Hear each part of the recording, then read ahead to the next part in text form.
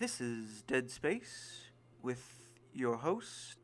Fuck a GPS 231. I really need to change. I really have thought about changing that name. Yeah.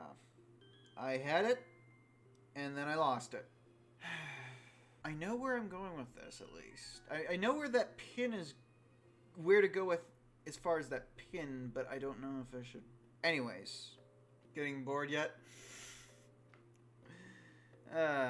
Hopefully I get better at this, but I'm probably just going to record without actually uploading anything else, because there's no way I'm going to get better by doing this just once a fucking year. But anyways, so I've lost the train of thought that I was on before, or that I wanted to get back onto. I can see that there's a lot that there's untapped potential in X and Y and in Ultra Sun and Ultra Moon that just isn't realized for one reason or another. And it seems to be because aimlessness to some degree. I'm certainly one to fucking talk, but I call it where I see it because I have the problem myself, I guess. In a more ideal world, X and Y would have at least come out in 2014. And by that token, Black 2 and White 2 might have... maybe not. Maybe Black... I think Black 2 and White 2, for the most part, didn't really need much more time. But I think maybe there's something lacking there, somewhere in there. But it just... anyways.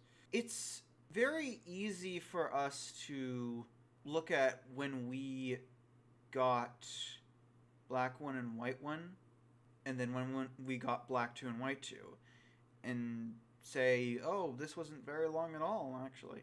But it was a year and a half for people in Japan, and that's the only reason I can think of why they rushed X and Y. And I really don't know why. Other than that, I really don't know why. And it's not like there wasn't some train of thought on getting to everything. It's just, as I'll get on to later, it's just unfortunate. Given how things developed, and you can actually figure out how things develop, how the story lack thereof developed over time with the evidence, if you're willing to dig a little bit, from official sources, including, of course, Junichi Masuda. Mostly Junichi Masuda. But I see that they definitely wanted to make a game with Necrozma, but by that point, they had to change things. They had to change things in such a way that, number one, the story that they wanted to tell in Ultra Sun and Ultra Moon was even remotely plausible. Because I honestly think that, should I go down this line? Should I go down this? You know what, screw it, I'm going to go down this line. I know that if I was writing Lusamine, I don't have to get into any swearing, I don't have to swear like a sailor or anything like that. Just vitriol and just all of that.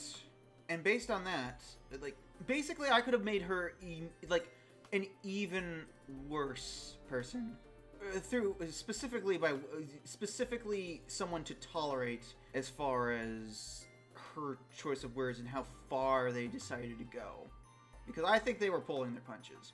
I know that sounds very strange to some people. Might sound very strange to some people, but I think they were pulling their punches because I don't think it worked for the most part, but I think that they actually wanted it to be plausible that Lusamine could be redeemable in Sun and Moon. Now, as you can probably guess, I think they failed. Why did they fail? Because it's not just Lusamine's intent.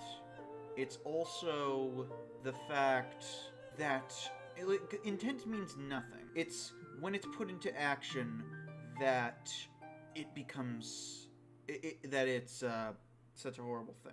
And Lusamine, she crossed the moral event horizon the second that she tried to open up. Like, the thing that I really like about Pokemon villains, I know that's very strange, specifically in the games.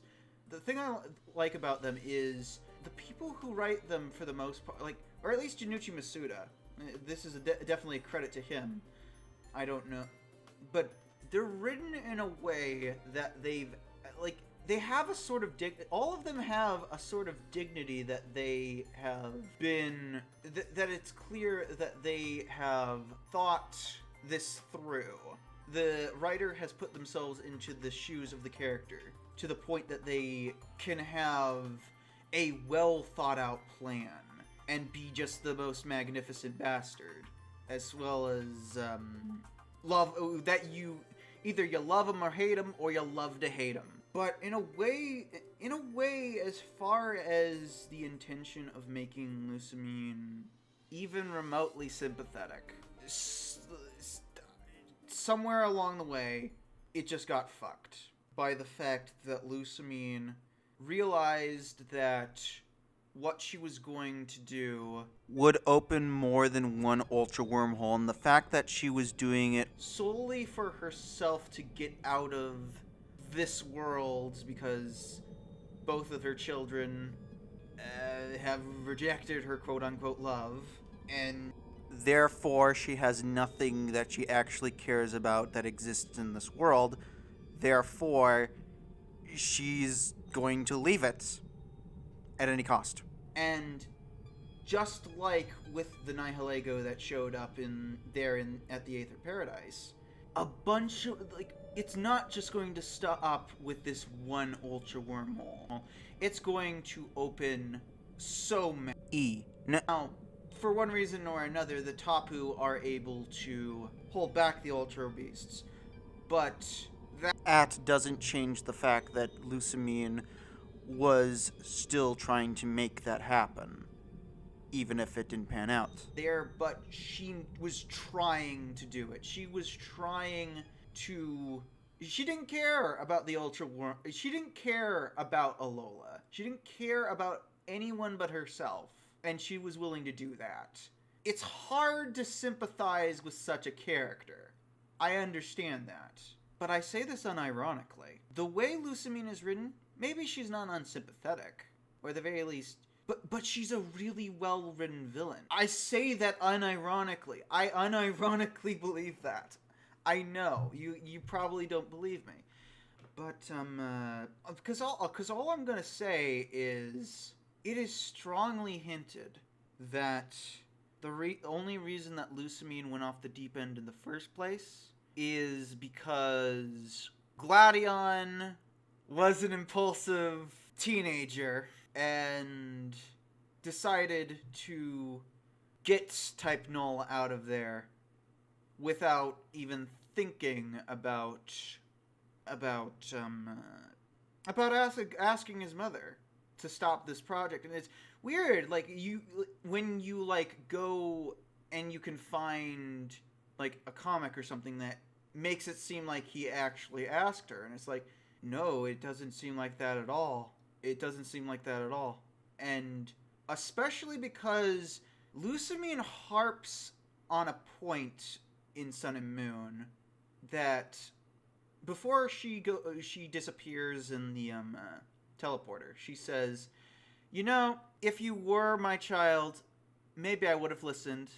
Too bad, she says with the most devilish of smiles. And Lily, according to Lily, after Gladion did that, that's when Lusamine changed and became more and more started to become more and more obsessed with the Ultra Beasts. Because I do think that Gladion was onto something about it starting with Moan disappearing in the Ultra Wormhole.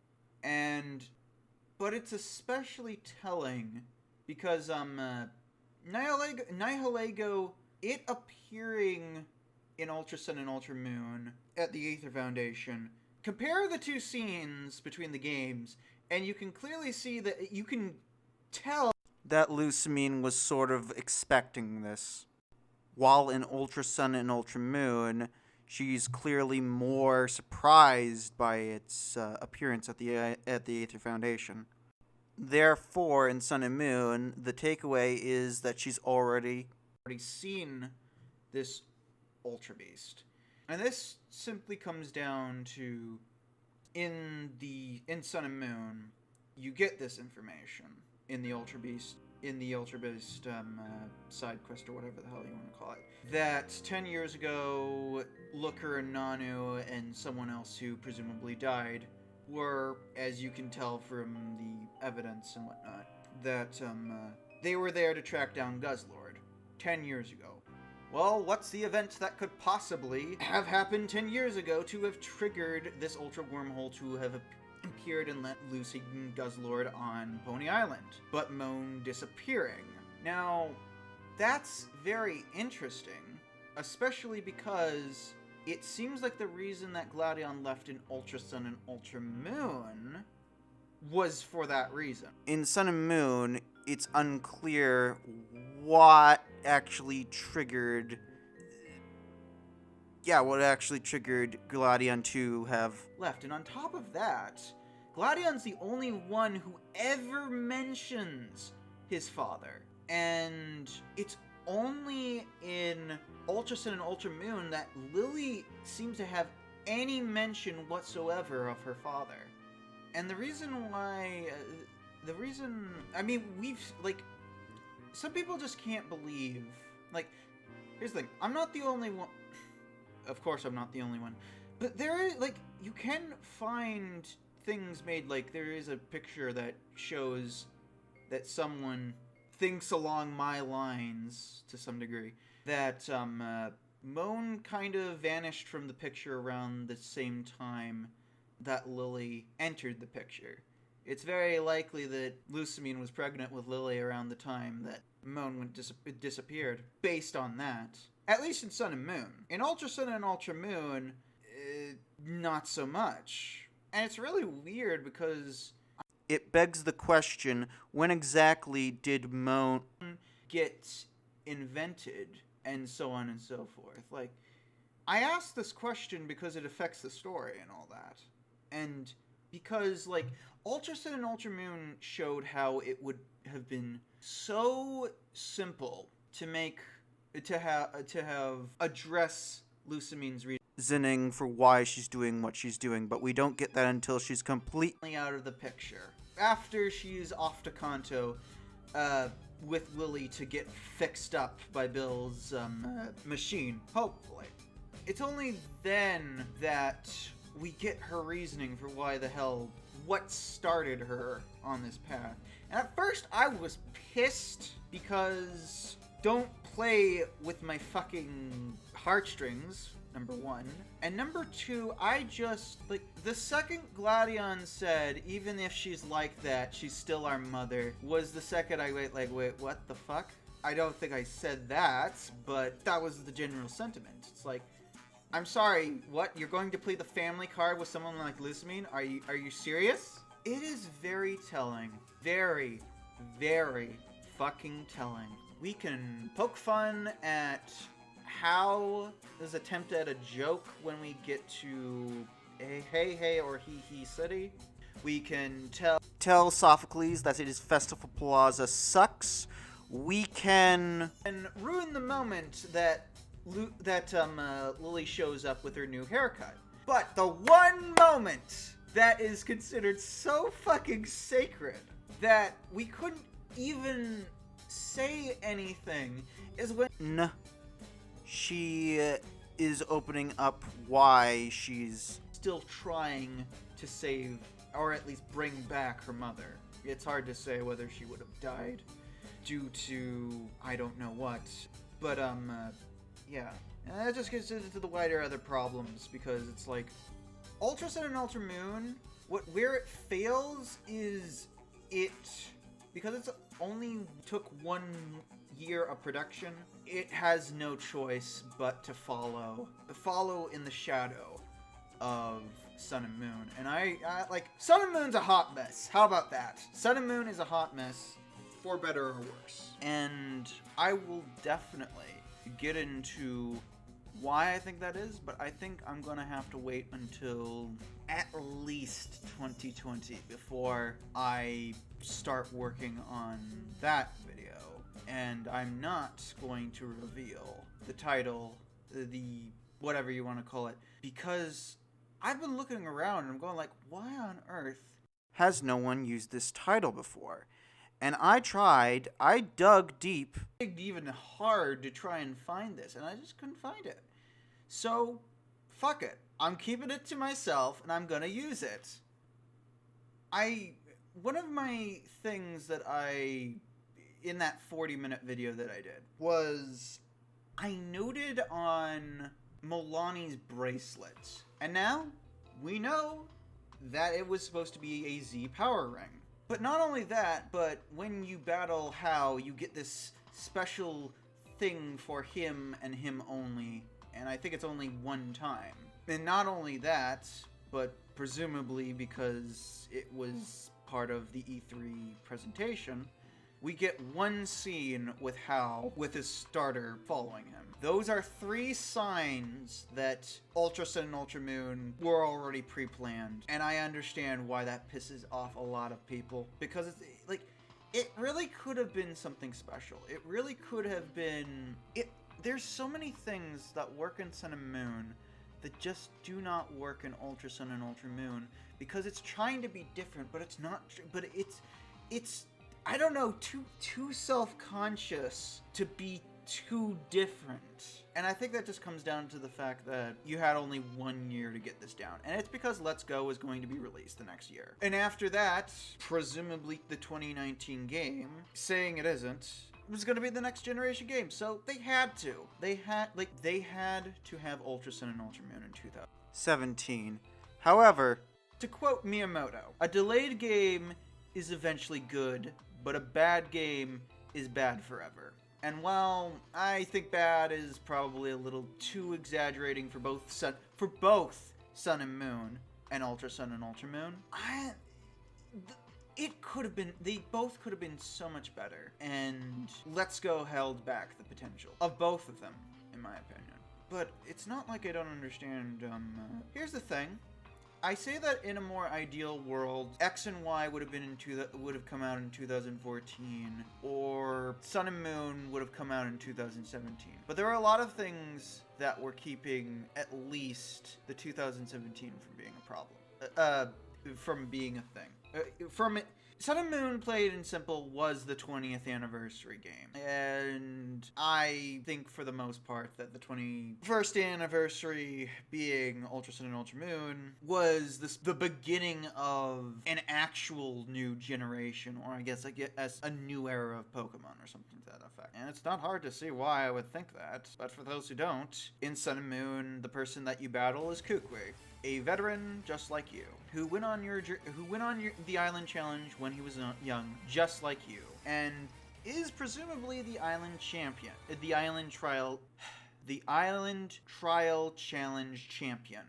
We're almost 2 hours in, and man, okay. Yeah, I don't know if I'm gonna get this done, but boy, am I gonna try. And then, in Ultra Sun and Ultra Moon, the person that you battle isn't Kukui. It's your actual rival, the person that you started the journey with. And as a result of that, Sun and Moon fucked... It did Hao dirty, basically. Because... And that makes me really wonder... It really makes me wonder. Was Hao originally going to be... Was he originally going to be battled at the end of Sun and Moon? And where on Earth did they decide it was going to be Kukui instead? Now, honestly, I don't know. I don't know a lot of things in regards to this. But it's so strange, because while I like that moment, I really... I like both moments, honestly. And I'd hate to pick and choose, but I don't know, like... On one hand, that was the moment that... Rowan was at the top until that moment, as far as professors went. That's all I'm gonna say. Rowan was at the top. He's now number 2 in my opinion. But that coming at the expense of How as a rival? I'm not sure. I'm not really sure if that was the best call to make, honestly. But the moment that you battle Kukui is, I don't know, there was just something about it. Him taking his glasses off and then not necessarily punching you, but like punching the air towards you. There was just something about it. I don't know. I just think with How it was a little too little too late. And not only that, but How in Ultra Sun and Ultra Moon is a completely different character. And that's a problem because How's the way How acts and whatnot, it's a facade. It's in Sun and Moon. It is a facade. Gladion called him out, and rightfully so, for probably a number of people, that How was just using it doesn't really matter if we win or anything like that, as long as we enjoy battling. It was using that as an excuse not to take battling seriously. And when How takes battling seriously and loses, you can definitely see that I pointed this out before. He takes it really hard. And in Ultra Sun and Ultra Moon, like, he was crying tears of frustration when he lost. So, but here's the thing. The How in Ultra Sun and Ultra Moon is not that. He has no problem calling out Hala. He actually, like, I didn't catch this the first time. Someone had to point it out, or I had to read someone pointing it out. But How actually didn't beat Hala in Sun and Moon, but in Ultra Sun and Ultra Moon, he actually did it. And not only that, but How was, every time you battled him, he was adding a Pokemon to his roster, showing he was already taking things seriously. But in Sun and Moon, he isn't. So by the time that you got to what was it? Paniola Ranch, I believe it was, or Paniola Town. And so it was like, when Gladion called him out for just not taking things seriously, he was being there to voice problems. It was it made it clear that Shigeru Amori was self-aware that How had these flaws, and that was the place where his growth could happen. But in Sun and Moon, for some reason, presumably because Shigeru Mori decided, I guess because Ultra Sun and Ultra Moon were going to be a thing, I can only imagine, that they would have Kukui be the one. But here's the thing. That complaint is rendered null and void in Ultra Sun and Ultra Moon. It just seems like he's fucking salty and doesn't have any fucking point. And you'll see a lot of that. Things that are added here and there in Ultra Sun and Ultra Moon, but it just doesn't work, I guess is what I'm getting at. How genuinely seems like he doesn't have an inferiority complex towards Hala so much as he actually, like, as much as he doesn't want to aspire, he doesn't want to be better than Hala, because he can boss Hala around to some degree. Because apparently, in the case of Ultra Sun and Ultra Moon, Hala being soft on him kind of made him spoiled, I guess. Or at least he just doesn't take his grandfather seriously. And on top, like, obviously I'll get into this in, I guess, the 2020 video. Or at the very least. But, yeah, it's like, Gladion, there was actually some purpose towards Gladion saying that in Sun and Moon. In Ultra Sun and Ultra Moon, it just doesn't work. And it says more about Gladion than it does Hal, because he's not pointing out anything valid as far as I'm concerned. So I think that's where I'll end that there. But yeah, like, the only thing else I'll say there is what they decided to do with Gladion in both Sun and Moon and Ultra Sun and Moon, in my opinion, does not work. And I think there's a reason for that. But you'll have to wait approximately 2 years for me to tell you that. So, good luck trying to find out what I think the reason could be. But anyways, that pin that I was trying to get it. I think for the most part, I'm not fucking this up as badly. I think I'm getting roughly what I want into this recording, but there's clearly things that are just going to be missing, and I guess I'll get to those things after the recording, and I'll just keep going until I want to talk about, or I just run out of steam for the things that I do want to talk about. Plus, I gotta eat at some points of... But anyways, so the pin... Okay, let's retrace the steps yet again. I got onto that topic because I was talking about X and Y, and in a more ideal world, those games were to be...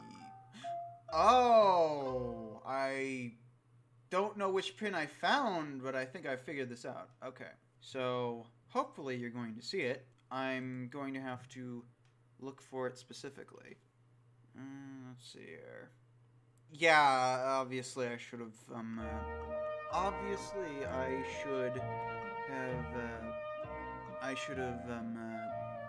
had this ready and raring to go. But, what can I say? I'm a fuck up. And I found it. Okay, so, let's see. So, it's gonna take a while to, like, get to the point that got the article for, but so I can sort of understand. There was an appeal to the third legendary. Oh, I just found the other I just remembered the other pin. I'll keep this up just to remind me, so I'll go for that pin first. So, switching topics. Sorry to keep you in suspense there. This was back to the ideal world. Like I said, there was a 2-year gap between Diamond and Pearl and Platinum. Japan got nothing, and for a very long time, so did we. But Platinum, I remember when I thought that Platinum was never going to be anything special. And I only got it used because I was waiting for X and Y. Or Black 2 and White 2, and I believe it was Black 2 and White 2. But either way, went in with absolutely zero expectations. Like, I don't like Diamond and Pearl's story, so this isn't going to wow me. I was wowed. It was probably, they changed so much of the tiles. You could actually tell where you would get stuck in the swamps, so you weren't just trying to fucking guess. Surfing was less of a motherfucking slog, and it was actually the first... It didn't just feel... It looked like a breathing world just because of some of the effects that you could see on, some of the buildings in Jubilife City. But the first thing that immediately caught me was kind of a bait and switch. And that's what Platinum does, for the most part, well. I'd say that... Okay, so Bari in Diamond and Pearl. I'm not going to make this very long. But Bari and Diamond and Pearl, this is going to come up ever so briefly in the next video, I'm pretty sure. But let me get onto it. Bari from Diamond and Pearl, it took me a very long time to... Bari is so impulsive that and annoying on top of that. That it's hard. Like, here's the thing: if you want a character like Gary, boom. If you want a character like Silver, not nearly as much, but still, Bari's your guy. And not only that, but even though Cynthia is the one you're going to battle instead of Bari, there are actual like Bari. There was like one moment in Home City where Bari, for a second, actually doubted himself in Diamond and Pearl. No matter how many times I played the game, just did not like this Bari. So I'm expecting, okay, I'm expecting this incredibly impatient to the point of unlikable kind of guy that I just want to destroy. And I guess some people, well, not even that. Like, I didn't pick up on those things, so it's hard to say that I want to destroy him if I don't think I'm going to get any enjoyment out of it. Blue in the original games finally admitted that when you defeated him as a champion, that you were that you were better than him. And Blue wanted the same goal and all that. Did I say Blue or Bari? Bari wanted the same goal as Blue, but I'm really going to try and get through this. I'm going to just talk about Bari, and then I'll get to the point that I was trying to get to. Bari was actually growing as a character on the journey. He actually doubted himself at times. He got a little... I hear that this is supposedly not what salty means, but whatever. Yeah, he kind of got a little salty. A sore loser, that's what it was at times. And when you get to the point where apparently Jupiter just fucks his team up and he's not strong enough. His team is not strong enough to defeat her team, if you can buy that. Like, his impatience. This goes back to the whole thing that I said with Lusamine before. Bari decides that now of all times, when you're chasing a member of Team Galactic who happens to have a galactic bomb, that it's the time to challenge you. Is it? Now, after all of that, it turns out that that galactic member decided, you know what, I'm going to rest by the sea and talk to myself. Fine. But even not even bigger picture thing. It's just hard not to think that without Bari getting in the way, maybe you could have stopped this guy. Obviously you couldn't. Obviously he was supposed to get away because plot. But guess who enabled that plot? Bari did. Barry, supposedly. Supposedly that's how you spell Barry. Barry, but it's like, sorry, how? Maybe change the A for an E and I'll believe you. But anyways, so when Bari is about to enact his brilliant plan, and Professor Rowan just so happens to be there to stop the two idiots, which I include the player in that for going along with him, Bari decides that he's the one who's in the wrong, and that he would rather his childhood friend be the one to get a Pokemon over him. And here's the thing, I don't really know, like, are they supposed to be 11 or 10? I'm not sure. But even then, I'm not sure, like, how old do you have to be to where delayed gratification is a thing? Because I don't think Bari did that thinking... I think Bari did that basically with the idea that he might be forfeiting his dream.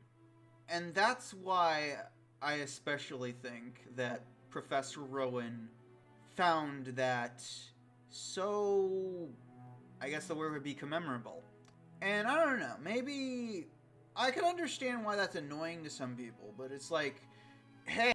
Yeah, if we're supposed to be childhood friends, it's kind of necessary.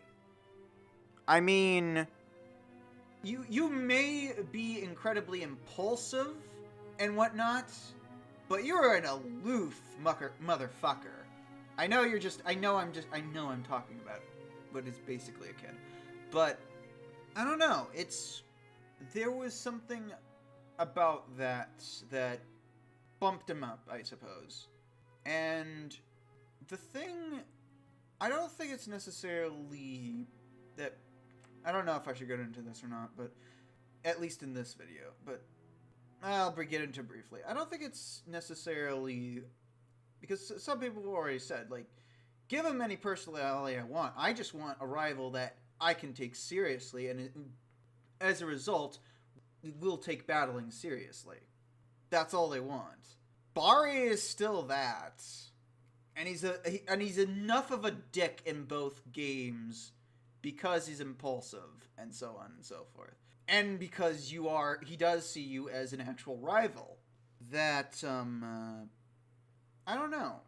I want to have a point here, but the main thing I wanted to say, just Bari in Platinum was, I'll say it, leagues above the Bari from Diamond and Pearl for that reason alone. I mean, by all means, I can understand why you spending time and him being friendly to you is off-putting, but you're actual friends. And on top of that, this was still at a time where where rivals seem to, like, friendly rivals hadn't hit a point where it was like, this is so bland and it's happened so many times. Because honestly, at some point or another, if we had continued to have rivals that were assholes or dicks or whatever consistently, over time that would lose its charm as well. I 100% believe that.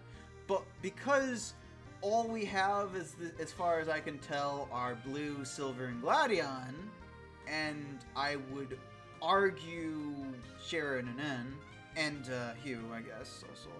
Because we don't have nearly as much, and the person that we're usually paired up with is friendly, and to the point, they're the one who has the Pokemon that's not effective. You pick fire, they pick grass, for whatever reason. And I can understand why that's a turnoff for many people. And that's also why I was hoping that Hal was going to build his team around ours. But that still happened, but it wasn't what I had in mind, because as we saw in the 3 demonstration, you picked Poplio, he throws out a Pichu. Oh, is he going to... So if I pick Lynn, what's going to happen? Is he going to... No, he just picks Pichu. Of course. It would be the easiest thing to possibly code in, but I could also understand that once it's done once, it's like the novelty is gone.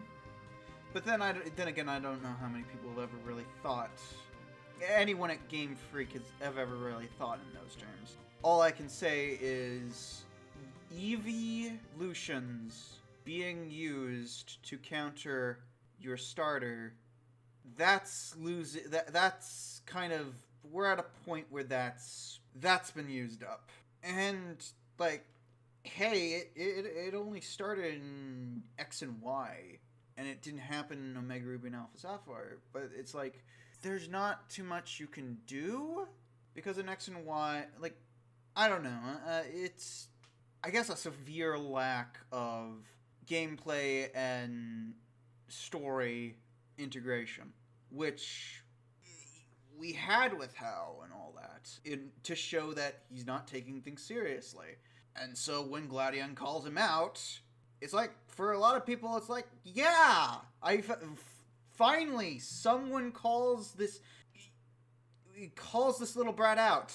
And maybe it can become something of a riot. He can actually become something of a challenge. Not in Sun and Moon. Ultra Sun and Ultra Moon, yes. Sun and Moon, no.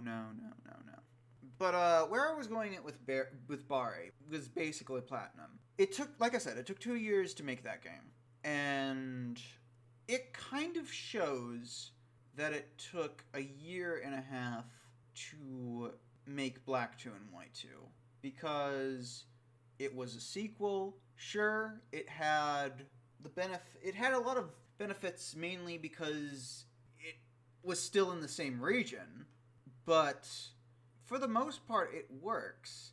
Though I argue that Black 2 and White 2 can complement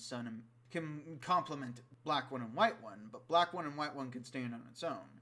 And I guess there was an argument somewhere in that, which I think I'm getting to that. For a main series game, 4 years is ideal because Masuda has said it. You have to look for his blog and all that, but Junichi Masuda said that it took them 4 years to make Black 1 and White 1. And whatever you think of Black 1 and White 1, there's something about how it's made that I would say that only, I guess technically, Red and Green have ever been able to get right.